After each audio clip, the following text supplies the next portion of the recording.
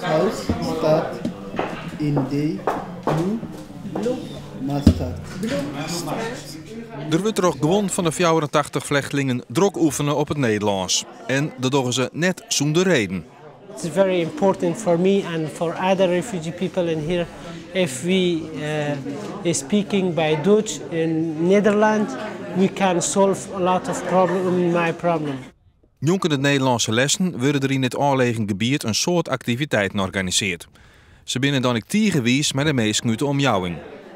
The people of this village, the people of the Kulamar or Pam, is a very good people, and every day they come in here, they help me and other refugee people in here.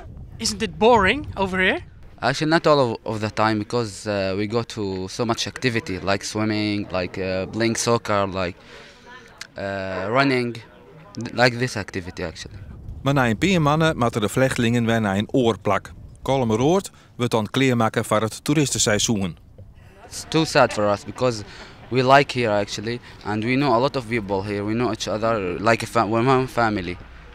We asked one day in Kowa, you are send me on which another place in which basic. They said we don't know also. Het COA kende ik geen garantie aan hoe nieuwe opvangplakken.